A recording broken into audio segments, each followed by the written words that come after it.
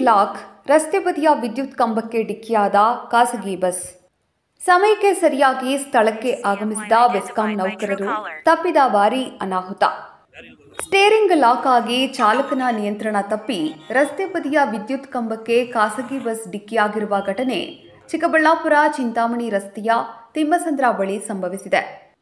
ಹಿಂದೂಪುರದಿಂದ ಚಿಂತಾಮಣಿ ಮಾರ್ಗವಾಗಿ ಕೋಲಾರಕ್ಕೆ ತೆರಳುವ KA51 AF 5607 ಎಂಬ ಕಲ್ಪವೃಕ್ಷ ಖಾಸಗಿ ಬಸ್ ರಸ್ತೆ ಬದಿಯ ವಿದ್ಯುತ್ ಕಂಬಕ್ಕೆ ಡಿಕ್ಕಿಯಾದ ಬಸ್ ಶುಕ್ರವಾರ ಸಂಜೆ 6:15 ಸಮಯದಲ್ಲಿ ಹಿಂದೂಪುರದಿಂದ ಚಿಂತಾಮಣಿ ಮಾರ್ಗವಾಗಿ ಕೋಲಾರಕ್ಕೆ ತೆರಳುವ ವೇಳೆ ಚಿಂತಾಮಣಿ ಗ್ರಾಮಾಂತರ ಠಾಣಾ ಬಳಿ ಬಸ್ಸಿನ ಸ್ಟೇರಿಂಗ್ ಲಾಕ್ ಆಗಿ ಚಾಲಕನ ನಿಯಂತ್ರಣ ತಪ್ಪಿದ ಪರಿಣಾಮ ರಸ್ತೆ ಬದಿಯ ಕಾಲುವೆಗೆ ನುಗ್ಗಿದೆ. ಈ ವೇಳೆ ಬಸ್ ವಿದ್ಯುತ್ ಕಂಬಕ್ಕೆ ಡಿಕ್ಕಿಯಾದ ಪರಿಣಾಮ ಬಸ್ ಹಳ್ಳಕ್ಕೆ ಉರುಳದೆ ಉಳಿದುಕೊಂಡು ಯಾವುದೇ ಪ್ರಾಣಾಪಾಯವಾಗದೆ ತಪ್ಪಿದೆ.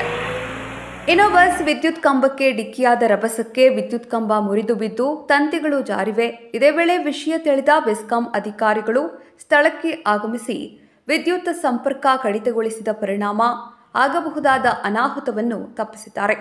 ವಿಷಯ ತಿಳಿದ ಕೂಡಲೇ ಸ್ಥಳಕ್ಕೆ ಚಿಂತಾಮಣಿ ಗ್ರಾಮಾಂತರ ಠಾಣಾ ಪೊಲೀಸರು ಭೇಟಿ ನೀಡಿ ಮುಂದಿನ ಕ್ರಮ ಕೈಗೊಂಡಿದ್ದಾರೆ.